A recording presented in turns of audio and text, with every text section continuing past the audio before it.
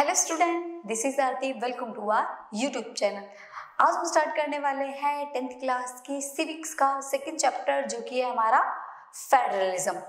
आज इस वीडियो में हम जो टॉपिक कवर करेंगे, उससे पहले वाली जो वीडियो थी हम उसमें कुछ टॉपिक्स को कवर कर चुके हैं। उसके जो आगे के टॉपिक्स हैं उनको आज हम इस वीडियो में कवर करने वाले हैं।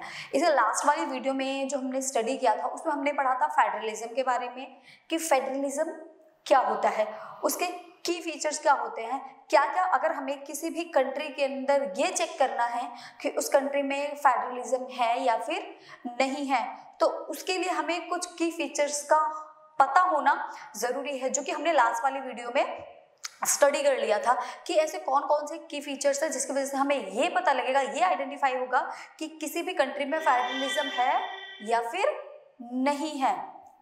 तो लास्ट वाली वीडियो में तो कवर करते हैं। आज हम उसके आगे के जो टॉपिक है कि किसी भी कंट्री को कैसे फेडरलिज्म बनाते हैं, क्या क्या क्राइटेरिया होता है, आज की वीडियो में हम ये सारी चीजें कवर करने वाले हैं। और फेडरलिज्म का जो मोस्ट इंपोर्टेंट बेसिक पॉइंट है वो ये है कि उसमें पावर को डिवाइड कर दिया जाता है, जो कि हमने डिटेल में पढ़ा था लास्ट वाली वीडियो में कि पावर को हम किस टाइप से शेयर करते हैं, कितने लेवल्स में शेयर करते हैं।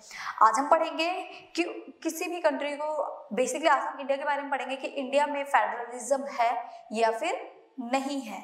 ठीक है, कुछ चीजें देखने में डिफरेंट होती हैं और एक्चुअल में वो डिफरेंट होती है, तो दोनों में हमें यह आइडेंटिफाई करना है कि सिर्फ दिखने में है फेडरलिज्म या फिर एक्चुअल में उस कंट्री में फेडरलिज्म है। और इन को समझने के लिए हमें की फीचर्स पता होने जरूरी है, जो कि हम लास्ट वाली वीडियो में क्लियर कर चुके हैं कि क्या क्या की फीचर्स होते हैं। तो चलिए आज स्टार्ट करते हैं अपना नया टॉपिक, जो कि है हमारा what makes India a federal country. क्या चीजें ऐसी हैं जो इंडिया को एक फेडरल कंट्री बनाती हैं। तो हमें कैसे पता चलेगा कि इंडिया एक फेडरल कंट्री है या फिर नहीं है। तो चलिए देखते हैं। देखो, India is an example of holding together. अगर हम इंडिया के बारे में कहें तो इंडिया एक ऐसा एग्जाम्पल है किसका, होल्डिंग टुगेदर का। होल्डिंग टुगेदर क्या होता है ये भी मैं लास्ट वाली वीडियो में क्लियर कर चुकी हूँ। होल्डिंग टुगेदर का मीन्स होता है एक कंट्री कुछ स्टेट्स को होल्ड करके रखती है। एक कंट्री है और वो बहुत सारे स्टेट्स को मिलाकर बनी हुई है, तो मतलब सेंट्रल लेवल पर उसने बाकी सबको होल्ड करके रखा हुआ है। तो इंडिया किसका एग्जाम्पल है, इंडिया जो है वो होल्डिंग टुगेदर का एग्जाम्पल है। इंडिया एक होल्डिंग टुगेदर कंट्री है और फेडरेशन, और एक फेडरेशन कंट्री भी है। The constitution of India in article 1 के according describe India has a union states. India एक यूनियन स्टेट्स है। मीन्स इन्होंने ऐसा इसमें नहीं कहा, इन्होंने सिर्फ ये बताया है कि इंडिया में फेडरेशन है। इंडिया के अंदर होल्डिंग टुगेदर के तहत फेडरेशन है, बट हम उसको यूनियन स्टेट बोलते हैं, हम फेडरेशन वर्ड का यूज नहीं करते। तो क्या मीन्स इंडिया में फेडरलिज्म नहीं है, क्योंकि हमने तो यूनियन स्टेट वर्ड को यूज किया है ना, फेडरलिज्म वर्ड को तो यूज किया ही नहीं है। तो हमें कैसे पता चलेगा कि इंडिया में फेडरलिज्म है या फिर नहीं है। वो नेक्स्ट देखिए, नेक्स्ट पॉइंट पढ़ते हैं अपना। The word federation, जो फेडरेशन वर्ड है, is not mentioned in the constitution, but the Indian Union is based on the principle of federation in the following manner। देखो, इंडिया के अंदर जो ये फेडरेशन वर्ड है ना, वो कॉन्स्टिट्यूशन में कहीं भी मेंशन नहीं है, is not mentioned। तो इंडिया के कॉन्स्टिट्यूशन में फेडरेशन वर्ड कहीं भी मेंशन नहीं है कि इंडिया एक फेडरलिज्म या फेडरेशन कंट्री है। But the Indian union, but जो इंडियन यूनियन है is based on the principle, but उसके जो इंडियन यूनियन के जो प्रिंसिपल है ना वो फेडरेशन पे बेस्ड है। मतलब इंडिया में नाम नहीं है कि फेडरलिज्म है, बट जो प्रिंसिपल हैं, जो फीचर्स है, वो बिल्कुल किसकी तरह हैं, वो पूरे के पूरे आपके फेडरलिज्म की तरह है। तो हम उसको नाम ये भी बोल सकते हैं कि उसका नाम चेंज करके हमने इंडियन यूनियन कर दिया, ओके, ये यूनियन स्टेट कर दिया, क्योंकि फेडरेशन वर्ड इंडिया में कहीं यूज नहीं होता, इंडियन कॉन्स्टिट्यूशन में कहीं यूज नहीं है। बट जो फीचर्स फेडरलिज्म के थे, सारे के सारे फीचर क्या इंडिया में लागू होते हैं या नहीं होते हैं। तो इन चीजों को पढ़ने के लिए हमें ये पता होना चाहिए कि फेडरलिज्म के फीचर्स क्या थे। तो फटाफट से आप जो फर्स्ट वाली वीडियो है उसको देखकर रिकैप कर लीजिए कि उसके फीचर्स क्या थे। देन उसके बाद में आप ये हम फिर इंडिया के बारे में पढ़ेंगे तो हमें ये पता लग जाएगा कि वो जो फीचर्स थे फेडरलिज्म के, क्या वो इंडियन के फीचर से, इंडियन के प्रिंसिपल से मैच हो रहे हैं या नहीं। अगर मैच हो रहे हैं तो इंडिया एक फेडरलिज्म कंट्री है। ओके, मतलब प्रिंसिपल बिल्कुल सेम वैसे ही है। और अगर मैच नहीं हो रहे हैं तो इंडिया के अंदर जो फेडरलिज्म के प्रिंसिपल थे उनको फॉलो नहीं किया जाता और इंडिया भी फेडरलिज्म कंट्री नहीं है। जैसे यहाँ पर constitution of India originally provides 2 tiers of government. देखिए इंडिया के अंदर अगर आपने देखा होगा तो 2 tiers ऑफ गवर्नमेंट है और ये किसने प्रोवाइड करे हैं? कॉन्स्टिट्यूशन ने इंडिया को 2 tiers ऑफ गवर्नमेंट प्रोवाइड कराई है, जैसे सेंट्रल लेवल हो गया और स्टेट लेवल हो गया। तो जो हमारा फर्स्ट फीचर था वो यही कहता है, फर्स्ट फीचर, कि किसी भी कंट्री के अंदर एटलीस्ट मोर देन 2 लेवल की गवर्नमेंट होनी चाहिए, या फिर 2 हो या 2 से ज्यादा की गवर्नमेंट होनी चाहिए। तो क्या इंडिया में ऐसा है? हाँ जी, बिल्कुल ऐसा है। Constitution of India originally provided, originally उसने प्रोवाइड किया है इंडिया को क्या? 2 tiers ऑफ गवर्नमेंट। इंडिया के अंदर 2 tier की गवर्नमेंट है, एक सेंट्रल है और दूसरी स्टेट है। तो मतलब मोर देन 2 तो नहीं कह सकते, 2 तो है। अब 2 है तो इसके फीचर्स भी क्या कहते हैं फेडरलिज्म के, कि एटलीस्ट 2 tier की गवर्नमेंट तो होनी ही चाहिए। मतलब फर्स्ट जो फीचर है वो इंडिया में मैच कर रहा है। इट मींस इंडिया फर्स्ट के अकॉर्डिंग टू फेडरलिज्म कंट्री है। और नेक्स्ट है and later 3rd tier was added by amending the constitution, और एक 3rd tier गवर्नमेंट भी बनाई गई है। अब यहाँ पर आपका कौन सा रूल फॉलो होता है कि more than 2 tier of government. Okay, तो 3rd tier भी गवर्नमेंट बनाई गई है जो ऐड की गई है कॉन्स्टिट्यूशन के अंदर अमेंडमेंट करके। कब बनाई गई? 1992 में। 1992 में 3rd tier ऑफ गवर्नमेंट भी लेकर आए हैं इंडिया में। ओके, तो अब more than 2 tier of governments हो गई, लेवल्स ऑफ गवर्नमेंट हो गई। अब इससे हमारा जो फीचर था, फर्स्ट फीचर था फेडरलिज्म का, वो इंडिया में मैच हो गया कि 2 से ज्यादा लेवल की गवर्नमेंट इंडिया में होनी चाहिए। In this manner India satisfy the condition of having 2 or more levels of government. देखो यहाँ पे लिखा है इंडिया सेटिस्फाई है किस कंडीशन से? 2 or more levels of government. ये जो फर्स्ट पॉइंट है ये क्लियर हो गया। The matters on which center and state governments can make laws are classified into 3 lists. These lists are, और इसमें मैटर ये है कि एक तो देखो सेंटर है आपकी फर्स्ट, सेकंड स्टेट गवर्नमेंट है।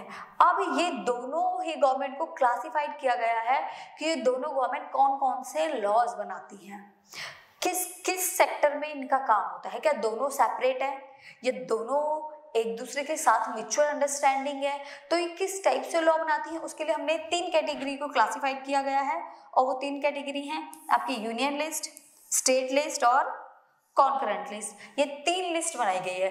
अब इन 3 लिस्ट में हम उन सारे सब्जेक्ट्स को स्टडी करने वाले हैं जो कि सेंटर, स्टेट और कॉन्करेंट लिस्ट में इन दोनों को लेकर जो भी लॉज मेक किए जाते हैं। ओके, तो किस मैटर पर किस गवर्नमेंट लॉ बनाएगी, किसी दूसरे मैटर पर कौन सी गवर्नमेंट लॉ बनाएगी, तो इन सबको हम इसमें स्टडी करने वाले हैं। ओके, आई होप आपको इतनी सारी चीजें क्लियर हो गई होंगी। तो इससे हमें ये पता चलता है कि इंडिया कहीं ना कहीं एक फेडरलिज्म कंट्री है, क्योंकि उसके जो फीचर्स थे, उसके जो प्रिंसिपल थे, उनको यहाँ पर फॉलो किया जा रहा है। ओके, तो फर्स्टली हम स्टडी करेंगे अपना यूनियन लिस्ट। अब यूनियन लिस्ट क्या होती है? ऐसे कौन से सब्जेक्ट हैं जिसपे हमारी सेंट्रल गवर्नमेंट या फिर यूनियन उस पे वर्क करेगी। देखिए फर्स्ट हमारा it includes the subject of national importance as defence, foreign affairs, banking, communication and such as currency. अब देखिए सिंपल सा, ये सेंट्रल गवर्नमेंट है और सेंट्रल गवर्नमेंट देखो क्या होती है। अब यहाँ आप इसको समझ देखिए, ये जो पूरा है ये सेंटर है, ओके, और ये है स्टेट। ओके, ये है स्टेट और ये है रेड कलर की जो लाइन है ये है सेंटर। तो ये जो सेंटर है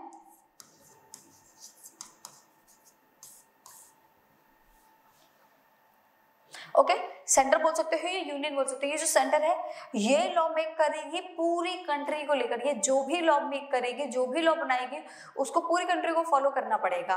बट उसी जगह अगर ये स्टेट लॉ बनाएगी तो सिर्फ एक स्टेट को फॉलो करना पड़ेगा, दूसरा स्टेट अपने अकॉर्डिंग लॉ बनाएगा, थर्ड स्टेट अपने अकॉर्डिंग, फोर्थ स्टेट अपने अकॉर्डिंग, एंड नेक्स्ट जितने भी स्टेट होंगे सब अपने स्टेट के अकॉर्डिंग लॉ बनाएंगे और सिर्फ उसी स्टेट को फॉलो करना पड़ेगा।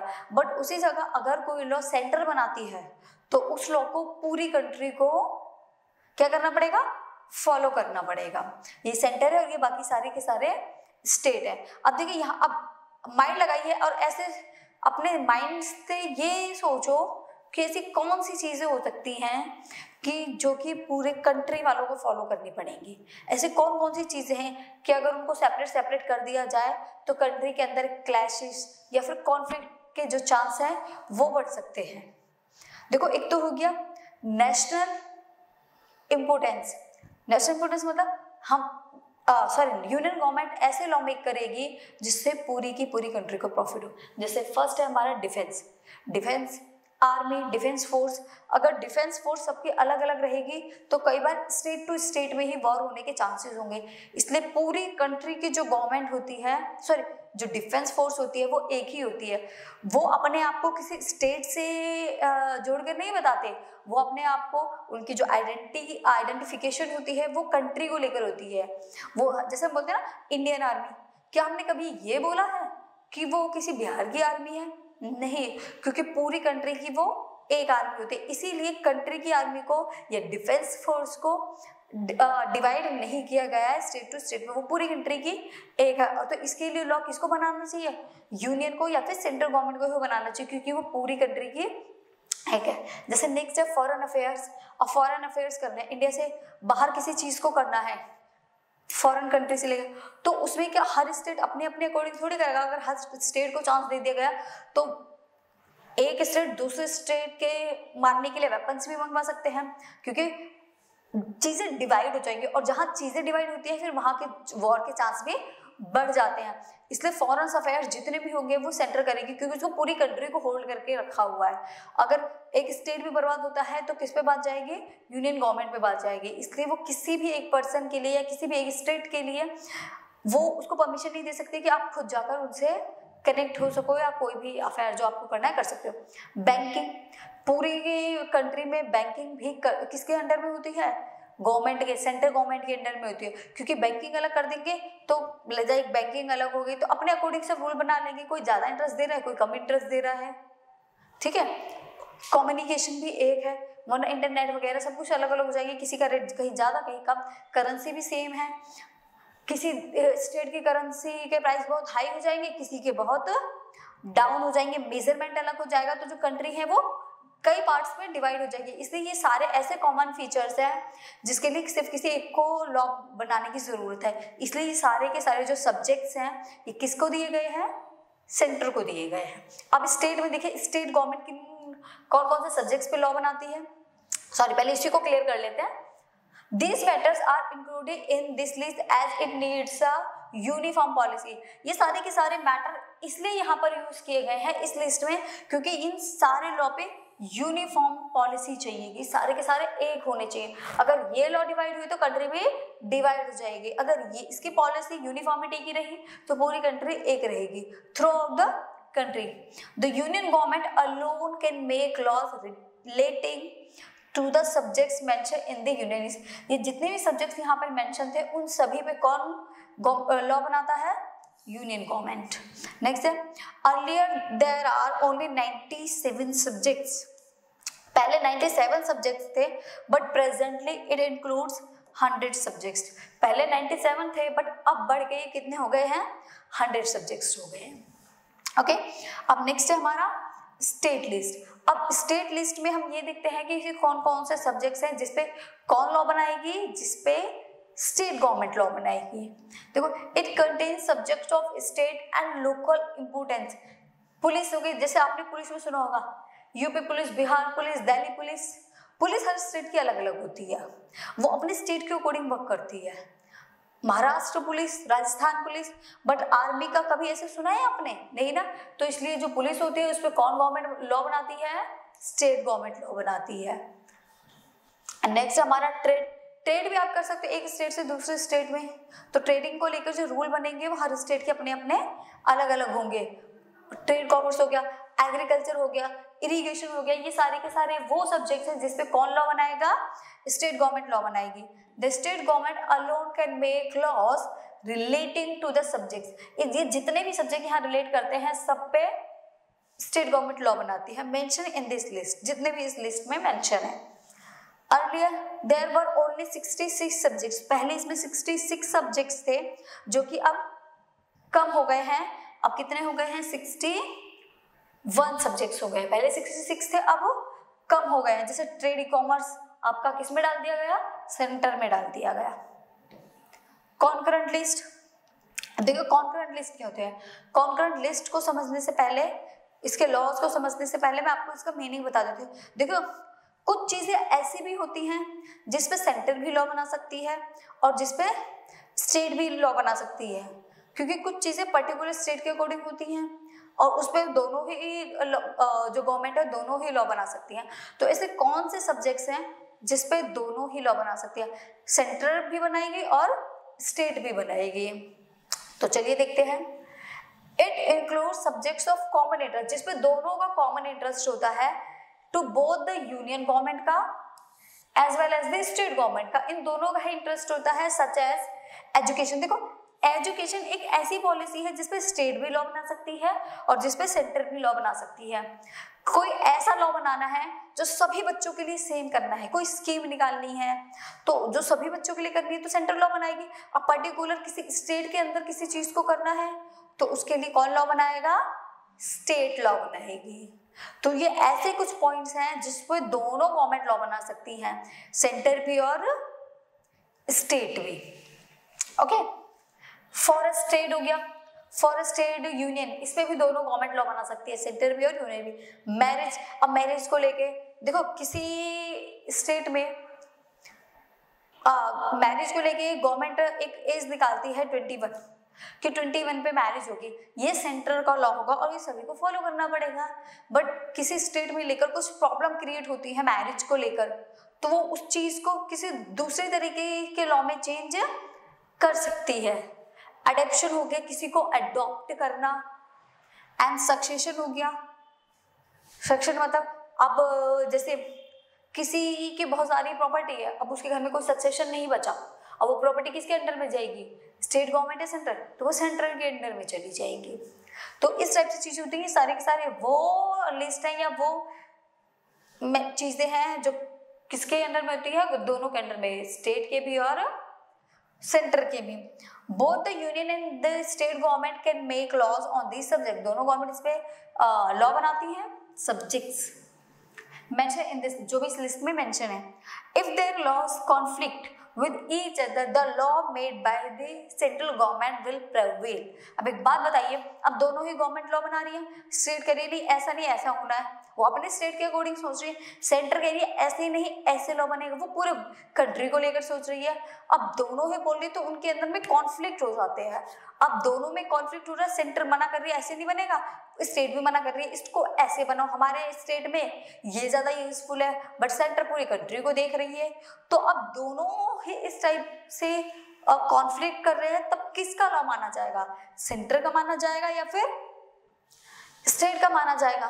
तो जब भी कभी ऐसी कंडीशन बनती है कि दोनों गवर्नमेंट, यूनियन गवर्नमेंट और स्टेट गवर्नमेंट के बीच में कभी कभी जब कॉन्फ्लिक्ट आ जाते हैं, तो उस कंडीशन में सेंट्रल जो गवर्नमेंट है उसका जो लॉ है उसको माना जाता है। क्यों? क्योंकि कहीं ना कहीं जो सेंटर है वो पूरी कंट्री को लेकर सोच रही है और वो हेड गवर्नमेंट भी है, तो हमेशा हेड गवर्नमेंट की ही चलेगी। ओके, तो हमेशा किसकी चलेगी, हेड गवर्नमेंट की चलेगी। तो जिसकी वजह से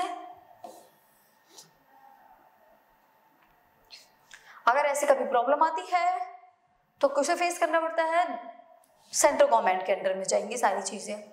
Earlier there were only 47 subjects but presently it includes 52 subjects। पहले 47 सब्जेक्ट्स थे इसमें, अब बढ़कर कितने हो गए हैं, 52 सब्जेक्ट्स हो गए हैं। अब देखिए हमारा एक नया टॉपिक और है, रेजिडुअरी सब्जेक्ट्स। रेजिडुअरी सब्जेक्ट है the subjects which are not mentioned in union, state और concurrent list. came under the power of federal or union government and are called residuary subjects. अब ये वो सब्जेक्ट है ना तो ये यूनियन लिस्ट के अंदर में आ रहा है, ओके, और ना ही ये स्टेट के अंदर में आ रहा है, ना ही ये कॉन्करेंट लिस्ट के अंडर में आ रहा है। तो अब बताइए ना यूनियन, ये इस रेजिडुअरी सब्जेक्ट्स में वो सब्जेक्ट्स आएंगे जो ना तो यूनियन गवर्नमेंट फॉलो कर रही है, ना स्टेट गवर्नमेंट फॉलो कर रही है, और ना ही कॉन्करेंट लिस्ट में आ रहे हैं। तो ये रेजिडुअरी में फिर कौन किसके अंडर में जाएंगे? कौन सी ऐसी चीजें हैं जो रेजिडुअरी में आ रही हैं? come under the power of federal or union government and are called residuary subjects. इसके सारे जितने भी सब्जेक्ट है किसके पास में जाएंगे? सबसे बड़ा क्वेश्चन ये है। और रेजिडुअरी सब्जेक्ट में टॉपिक कौन कौन से आते हैं? एक ये भी बहुत ही इंपोर्टेंट टॉपिक है, बताइए।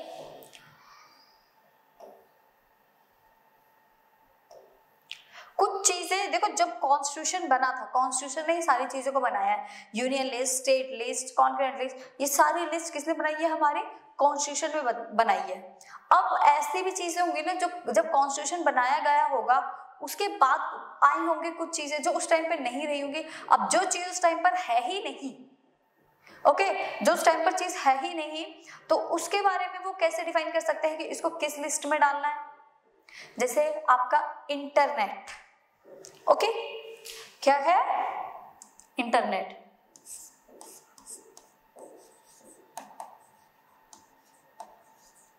इंटरनेट हो गया, कंप्यूटर हो गया, क्या ये उस टाइम पर थे? नहीं थे। आईटी सेक्टर हो गया, ठीक है, आईटी सेक्टर हो गया, ये उस टाइम पे नहीं थे, ये बाद में सब्जेक्ट्स निकल कर आए हैं।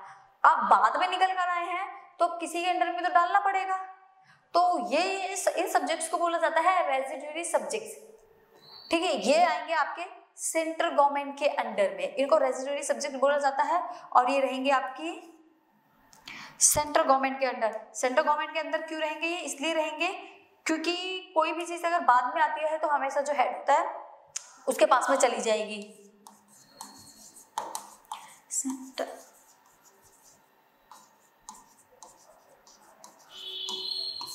ये सेंट्रल गवर्नमेंट के अंडर रहेंगे ये सारे के सब्जेक्ट, ओके। आई होप आपको रेजिडुअरी सब्जेक्ट समझ में आ गया होगा। रेजिडुअरी में वो सब्जेक्ट्स आते हैं, वो सब्जेक्ट कॉन्स्टिट्यूशन बनने के टाइम पे नहीं थे, बट उसके बाद में आए हैं। नेट हो गया, आईटी सेक्टर्स हो गया, और कंप्यूटर वगैरह उस टाइम पे नहीं थे, बट बाद में आए हैं। अब किसी सेक्टर के अंदर तो डालना है, किसी की लिस्ट में तो डालना है, तो इसको किस लिस्ट में डाल दिया गया? यूनियन लिस्ट में डाल दिया गया। क्यों? क्योंकि नेट भी पूरी कंट्री में चलता है, कंप्यूटर वगैरह हर जगह यूज होता है, तो इस पे जो लॉ बनेगा वो पूरी कंट्री के लिए सेम बनेगा, ओके। इसलिए इसको किस लिस्ट में डाल दिया गया? यूनियन लिस्ट में डाल दिया गया। देखिए नेक्स्ट है हमारा यूनियन टेरिटरीज। अब यूनियन टेरिटरीज तो वैसे सबको पता ही होगा कि क्या होती है, पता है नहीं पता? सबको पता है कि यूनियन टेरिटरीज क्या होती है।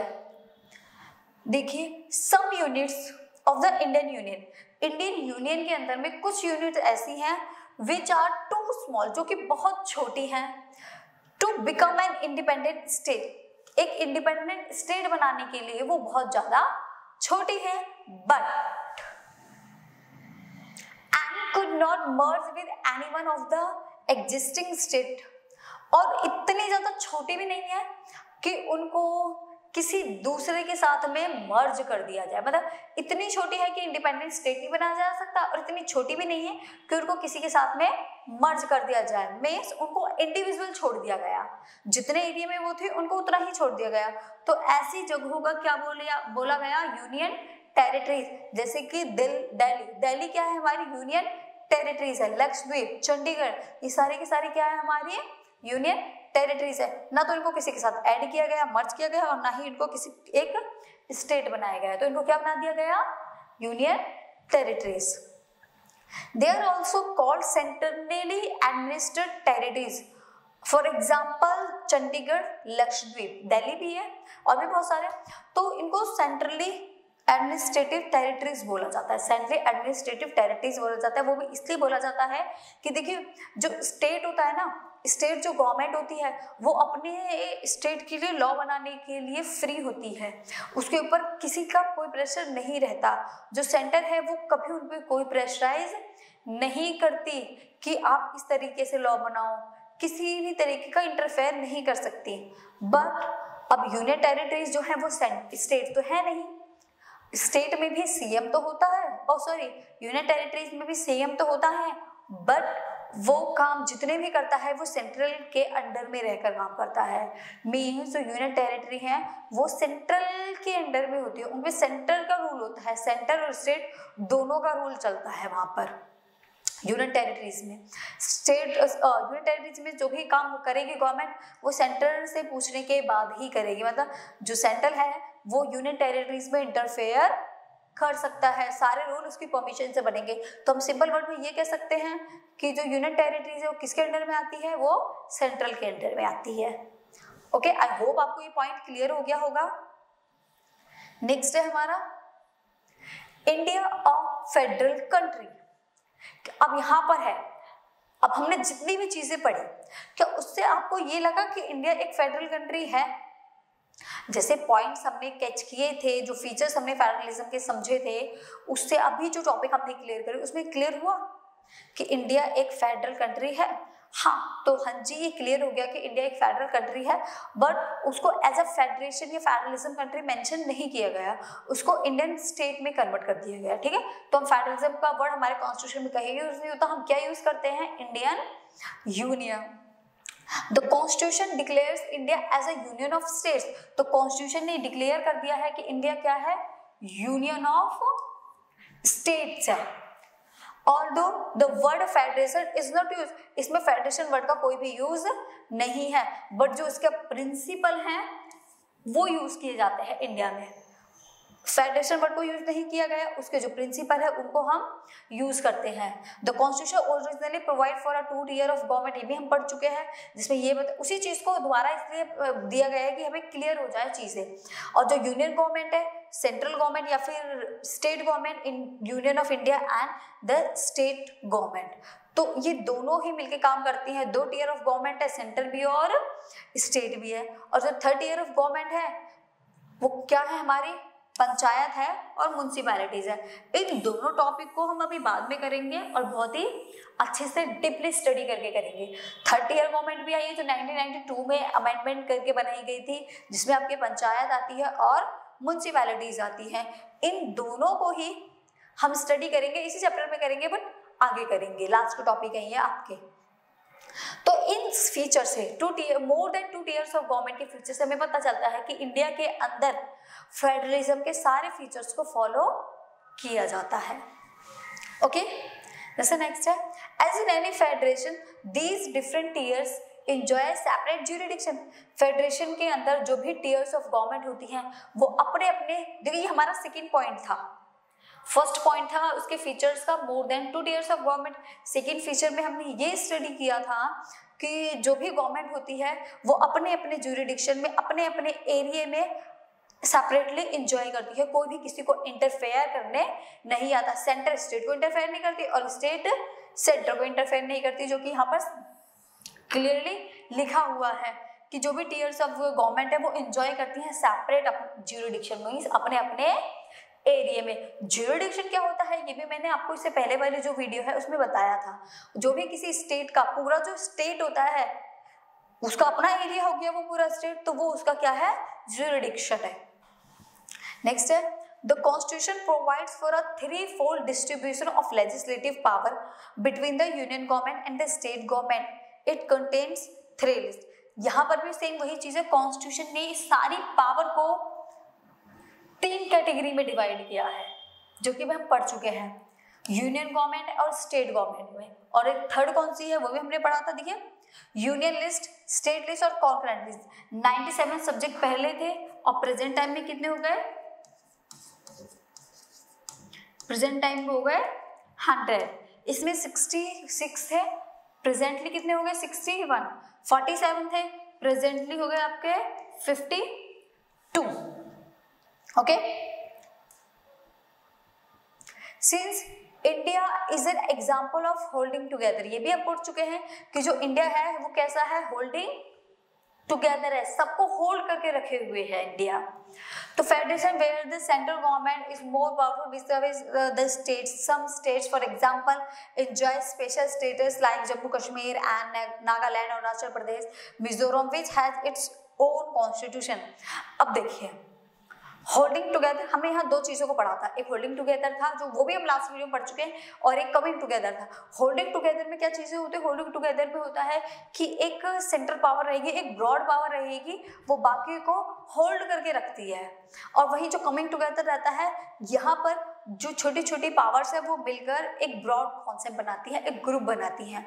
उनकी सबकी आइडेंटिफिकेशन खुद की भी होती है, उनकी खुद की गवर्नमेंट भी होती है, बट वो उसको भी वर्क करती हैं। बट इंडिया जैसी कंट्री में ऐसा नहीं है, यहाँ पर स्टेट है, कंट्री एक है, छोटे छोटे से स्टेट बनाए गए हैं। और दूसरी बात यह है कि कमिंग टुगेदर के अंदर सबको इक्वली राइट्स दिए जाते हैं।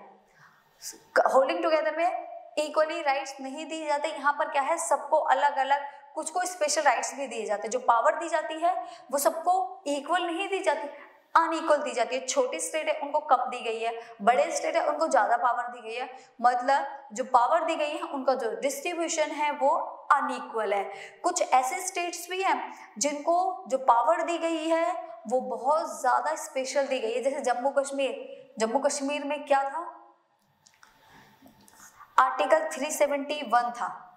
और इन स्टेट्स और कुछ ऐसे स्टेट भी है जिनका तो कॉन्स्टिट्यूशन खुद है, फ्लैग भी खुद है। खुद मीन्स उनका खुद का बनाया हुआ है, कॉन्स्टिट्यूशन भी उनका खुद का बनाया, वो अपने रूल्स बना रहे हैं और अपने ही रूल्स को अपनी कंट्री में वो फॉलो कर रहे हैं। फ्लैग मतलब हर इतनी स्पेशल राइट है कि वो अपनी कंट्री में जो मर्जी वो कर सकते हैं। सेंटर उनके किसी भी चीज में कोई भी इंटरफेयर करने नहीं जाएगी, वो सेंटर के रूल्स को फॉलो ही नहीं करेंगे, क्योंकि उनके सारे रूल इवन उनका कॉन्स्टिट्यूशन तक उनका खुद का होता है। तो इंडिया के अंदर कुछ स्टेट्स ऐसे भी हैं जिनको बहुत ज्यादा स्पेशल राइट्स दिए गए हैं। जम्मू कश्मीर वगैरह में ऐसी चीजें थी, बट कुछ टाइम से उनको हटा दिया गया है। अब सेम पूरी कंट्री जो है वो सेम हो गई है, ठीक है, आर्टिकल 371 के अकॉर्डिंग, ठीक है। और नेक्स्ट हमारा sharing power between the union government and the state government. और ये जो पावर दी गई है सेंटर को और स्टेट को, कैसे दी गई हैं, अगर कभी कोई चीज चेंज करनी भी पड़ी तो कैसे चेंज होगी, चाहे स्टेट को चेंज करनी पड़े या सेंटर को चेंज करनी पड़ी, तो वो उसको चेंज कैसे करेंगे। पावर का डिवीजन तो हमने पढ़ लिया कि कुछ सब्जेक्ट सेंटर के पास में है, कुछ स्टेट्स के पास में है, बट इनको अगर कभी चेंज करना पड़ा तो ये चेंज कैसे करेंगे। क्या सेंटर खुद चेंज कर सकती है, तो उसका क्या मेथड है, क्या प्रोसेस है, उसको हम यहाँ कवर करेंगे। देखिए, the sharing of power between the union government and the state government is basic to the structure of the constitution. इनको जो भी पावर दी गई है, सेट की गई है, वो पूरा का पूरा क्रेडिट किसको जाएगा, उसके लिए कॉन्स्टिट्यूशन को। इसका पूरा जो स्ट्रक्चर रेडी किया है वो हमारे कॉन्स्टिट्यूशन ने रेडी किया है। देखिए, the parliament can't own its own changes. Parliament खुद किसी भी चीज को चेंज नहीं कर सकता, सेंटर खुद चेंज नहीं करेगी, स्टेट नहीं चेंज करेगी। उसके लिए क्या प्रोसेस है, this agreement any change has to be first pass by the house of the parliament. किसी भी एग्रीमेंट को, किसी भी लॉ को चेंज होने के लिए पहली चीज क्या करनी पड़ेगी, house of the parliament, parliament house में जाना पड़ेगा और एटलीस्ट 2/3 की मेजोरिटी चाहिए। अगर 2/3 की मेजोरिटी है, मींस हाफ से ज्यादा की अगर मेजोरिटी है, तब जाकर आप किसी भी लॉ को, किसी भी एग्रीमेंट को पास कर सकते हो या फिर आप चेंज कर सकते हो। मतलब हाफ से ज्यादा आपकी मेजोरिटी चाहिए, 2/3 की मेजोरिटी आपके फेवर में होनी चाहिए। अगर आपके फेवर में 2/3 की मेजोरिटी है, तब आप किसी भी लॉ को मेक कर सकते हो, किसी भी लॉ को चेंज कर सकते हो, किसी भी एग्रीमेंट को, ओके। और ये दोनों के लिए सेम है, सेंट्रल के लिए भी और स्टेट के लिए भी। It has to be rectified by the legislature of at least half of the total state. और यहाँ पर लेजिस्लेचर के सीन में भी सेम है कि at least half of the majority होनी चाहिए। जो भी टोटल सीट्स जो चाहिए स्टेट्स के अंदर, उसके लिए भी हाफ ऑफ दी सीट्स होनी चाहिए, तब किसी भी स्टेट का मिनिस्टर बनेगा। In case of any dispute about the division of power, the high courts of the Supreme Court make a decision। अब देखो, कभी चांस आ गए सेंटर इधर स्टेट, दोनों में कॉन्फ्लिक्ट हो गया। अब दोनों अपने अपने लिए वॉर कर रहे हैं। सेंटर कह रहा है नहीं ऐसे होना चाहिए, स्टेट नहीं ऐसे होना चाहिए। अब दोनों ही बोल रहे हैं, अब किसकी बात को माना जाएगा? जब इस टाइप से डिस्प्यूट को फेस करना पड़ता है तो उस कंडीशन में सामने आती है हाई कोर्ट और सुप्रीम कोर्ट। मैंने आपको पहले ही ये बता चुकी हूं मैं कि जो कोर्ट होती है, हाई कोर्ट और सुप्रीम कोर्ट होती है, वो इंडिविजुअल वर्क करती है, वो किसी भी गवर्नमेंट के अंडर में नहीं है।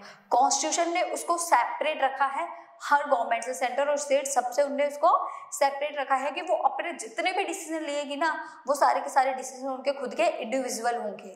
वो किसी के भी अंडर में रहकर किसी से भी प्रेशराइज होकर कोई भी डिसीजन नहीं लेगी। तो इस टाइप से जो डिसीजन लिए जाते हैं वो कौन लेते हैं? हाई कोर्ट और सुप्रीम कोर्ट। जब भी कभी पावर के डिवीजन को लेकर किसी भी चीज को फेस करके कोई डिस्प्यूट होता है तो उस पे सारे डिसीजन किसके होते हैं? हाई कोर्ट और सुप्रीम कोर्ट। और जो डिसीजन हाई कोर्ट और सुप्रीम कोर्ट सुनाएंगे वो डिसीजन सबको फॉलो करना होता है, चाहे वो सेंट्रल गवर्नमेंट हो चाहे वो स्टेट गवर्नमेंट हो, सबको उस रूल्स को, उस लॉ को मानना ही पड़ता है। ओके, नेक्स्ट है reason for the success of federalism in India. अब ऐसे क्या रीजन है कि इंडिया के अंदर फेडरलिज्म एक सक्सेसफुल कॉन्सेप्ट है, ठीक है, जो सक्सेस है, बहुत अच्छे से वर्क कर रहा है। वैसे फेडरलिज्म का इंडिया में नाम नहीं है, कॉन्स्टिट्यूशन में कहीं फेडरलिज्म वर्ड नहीं लिखा, बट उसके प्रिंसिपल फिर भी इंडिया में इतनी अच्छे से चल रहे हैं। तो ऐसे कुछ तो रीजन होंगे ना भाई, कोई भी चीज आपकी कंट्री में इतने अच्छे से चल रही है, ठीक है, सब उसको फॉलो कर रहे हैं, किसी भी चीज को लेकर कोई प्रॉब्लम नहीं आ रही, बट उसके बाद भी वो उस चीज को सब लोग एक्सेप्ट कर रहे हैं, चल रही है, तो कुछ तो रीजन होंगे, कोई तो बात है कि वो इतने अच्छे से फॉलो कर रही है। तो ऐसे कौन से रीजन है? तो चलिए फिर क्यों टाइम वेस्ट करते हैं, देखते हैं ना।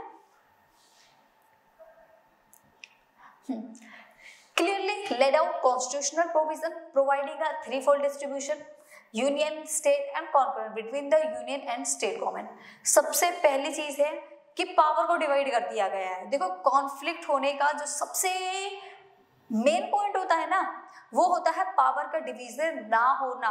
अब आप छोटा सा एग्जांपल लो, अब आपकी फैमिली है, आपकी फैमिली में आपके पेरेंट्स किसी एक को तो सारी पावर दे रखे हैं, आप जो मर्जी वो करो, कहीं भी आओ कहीं भी जाओ, उसकी बात को भी मानते हैं, और वहीं दूसरी जगह आपको वो किसी बात के लिए पूछते भी नहीं है, ठीक है। अगर आप कोई काम करते हुए वो उसमें भी इंटरफेयर करते, नहीं ये नहीं करना, ऐसे नहीं, इसको ऐसे करना है, और एक को उन्होंने सारी पावर दे रखी है, उसे कभी कुछ नहीं पूछते। अब आप बताइए उस कंडीशन में आपको उससे जेलसी फील होगी या नहीं होगी? होगी, सबको होती है। अगर आपको उस कंडीशन में जेलसी फील हो रही है तो देखिए यहाँ पर जो मेन पॉइंट हुआ वॉर का, फाइटिंग का जो मेन पॉइंट हुआ, जो आप फाइट करोगे एक दूसरे से, वो क्या पॉइंट हुआ कि पावर का डिवीजन ना होना।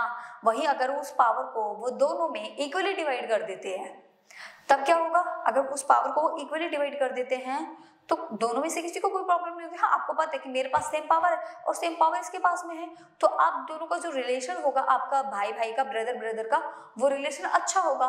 वहीं अगर एक को पावर दी गई तो आप दोनों का जो रिलेशन होगा वो बिखर जाएगा, एक दूसरे के लिए जेलसी आ जाएगी, तो बहुत सारी प्रॉब्लम आप दोनों को ही फेस करनी पड़ेंगी। बट अगर पावर इक्वली डिवाइड हो जाएगी तो आप दोनों को कोई भी प्रॉब्लम फेस करनी नहीं पड़ेगी, और एक दूसरे के लिए जो एंगरनेस है वो भी प्रॉपर खत्म हो जाएगी। तो सबसे मेन पॉइंट है इसमें, जो रीजन है, बेस्ट रीजन है इंडिया के अंदर फेडरलिज्म के इतने सक्सेसफुली चलने का, सक्सेस होने का, वो है पावर डिवीजन, कि इंडिया में पावर को डिवाइड किया गया है, हर लेवल को उसके अकॉर्डिंग पावर दी गई, सेंटर को कुछ पावर, स्टेट को कुछ पावर। और दूसरा पॉइंट ये है कि वो दोनों ही आपस में इंटरफेयर नहीं करते हैं। ओके, नेक्स्ट है the nature of democratic politics in our country. और दूसरा, हम इंडिया के अंदर डेमोक्रेटिक पॉलिटिक्स को फॉलो किया जाता है। मीन्स स्टेट हो गए, सेंटर के अलावा लोगों को भी कुछ राइट्स दिए गए हैं कि वो अपनी मर्जी से किसी भी लीडर को चूज कर सकते हैं। अब यहाँ अगर लोगों के पास ये चॉइस नहीं होती तो भी इंडिया एक अच्छी कंट्री नहीं होती। क्यों? क्योंकि हमारे पास राइट नहीं, हम अपनी मर्जी से किसी भी लीडर को चूज कर सकते हैं। पावर तो डिवाइड होगी बट लोगों को भी तो पावर्स मिलनी चाहिए। अब लोगों के पास में तो कोई पावर है ही नहीं, अब लोग अपनी मर्जी से किसी लीडर को भी चूज नहीं कर सकते, जो उनके ऊपर रूल करेगा वो उसको ही अच्छे से चूज नहीं कर पा रहे। तो सिंपल सी चीज है, हम अपने लीडर को चूज नहीं कर पा रहे, कोई भी कैसा भी लीडर आएगा तो बोलेंगे कि तो हमारे ऊपर रूल कर रहा है, डोमिनेंस कर रहा है, हमें वो लीडर पसंद नहीं, हमारे पास ये चॉइस नहीं है कि हम इसको हटा भी सकते हैं, बट हमारे पास चॉइस है, हम अपने लीडर को खुद चूज करते हैं, इलेक्शन होते हैं, वोट देते हैं, हमारे पास इतने सारे फंडामेंटल राइट्स हैं जिसने हमें ये सारे राइट्स दिए हैं कि हम अपनी मर्जी से लीडर को चूज करें, फ्रीडम दी है हमें। तो ये सारी चीजें हमें किसके थ्रू मिली है? डेमोक्रेटिक के थ्रू। कि हमारी कंट्री क्या है? डेमोक्रेटिक पॉलिटिक्स को फॉलो करती है कि इसमें सबके पास अपने अपने राइट्स हैं, इसका नेचर ही ऐसा है। तो ये वो पॉइंट्स हैं जो इंडिया में फेडरलिज्म को सक्सेस बनाते हैं, इंडिया को सक्सेस करते हैं। नेक्स्ट है the creation of linguistic states, boundary of several old state of the India were change in order to create new state. देखिए, और जो क्रिएशन ऑफ स्टेट्स, अब आपने कभी माइंड ये लगाया है कि जो ये स्टेट बनाए गए हैं इनका बेस क्या रहा होगा, किस बेस पे इनको बनाया गया होगा? स्टेट तो बना दिए, उनको अलग कैसे, सेपरेट कैसे किया गया कि एक स्टेट इतनी ही राउंड में रहेगा, उसकी बाउंड्री इतनी है? इसके लिए भी बहुत माइंड की जरूरत है कि इतना बड़ा ही एक स्टेट होगा, दूसरा यहाँ से होगा, तो किस बेस पे बनाए? कुछ चीजें तो ऐसी होंगी ना कि जिसके बेस पे इन्होंने स्टेट बनाया है। तो आप लोग मुझे कमेंट बॉक्स में बताइएगा कि ऐसी क्या चीजें थी जिसके बेस पे स्टेट्स को बनाया गया था। ठीक है, लिंग्विस्टिक स्टेट्स बनाए गए थे, उनके बाउंड्रीज थे, कुछ जो पुराने स्टेट थे ना वो चेंज करके उनको क्रिएट करके नए ऑर्डर में उनको न्यू स्टेट्स बनाया गया था। बाकी इससे रिलेटेड जो पॉइंट्स है उसको हम नेक्स्ट वीडियो में कवर करेंगे कि कौन कौन से ऐसे टॉपिक्स थे जिसको लेकर न्यू स्टेट्स बनाए गए थे या ओल्ड स्टेट्स भी बनाए गए थे। तो नेक्स्ट है this was done to ensure that people who spoke the same language lived in the same state. जो लोग एक ही लैंग्वेज बोलते थे, सेम लैंग्वेज बोलते थे, उन सबको एक स्टेट में डाल दिया गया, जो दूसरी लैंग्वेज बोलते थे उनको किसी दूसरे स्टेट में डाल दिया गया। इस टाइप से रिस्ट्रक्चर हुआ सेंट्रल स्टेट रिलेशन का। ओके, जो स्टेट डिवाइड किए हाँ किसने किए? सेंट्रल गवर्नमेंट ने ही तो किए हैं, सेंट्रल गवर्नमेंट ने ही सारे के सारे स्टेट बनाए हैं। एक पॉइंट तो देखो आपको यहाँ पर मिल गया कि लैंग्वेज के बेस पे स्टेट बनाए गए थे। एक एरिया में जितने सेम लैंग्वेज बोलने वाले लोग हैं वो इस स्टेट के, अदर लैंग्वेज बोलने वाले लोग जो हैं वो दूसरे स्टेट के। बट आप देखोगे कि एक ही स्टेट में कितनी सारी लैंग्वेज बोलने वाले लोग हैं, तो ये सारी चीजें भी तो क्लियर करनी है। इन बाकी की चीजों को हम नेक्स्ट वीडियो में कवर करेंगे। आज के लिए फिर इतना ही। तो अगर किसी को प्रॉब्लम होती है तो आपको तो पता ही है क्या करना है, कमेंट बॉक्स में कमेंट करना और वीडियो को लाइक शेयर कर दो, कमेंट करो, जिससे मुझे भी पता चले कि कैसे चल रहा है सब मस्त। ठीक है, तो चलिए फिर मिलेंगे नेक्स्ट वीडियो में। आई होप आपको सारी चीजें क्लियर हो गई होंगी, union list, concurrent list, state list. ठीक है, कोई डाउट होता है तो आप पूछ सकते हो। ओके, तो फिर चले, बाय बाय, टाटा, मिलेंगे फिर नेक्स्ट क्लास में।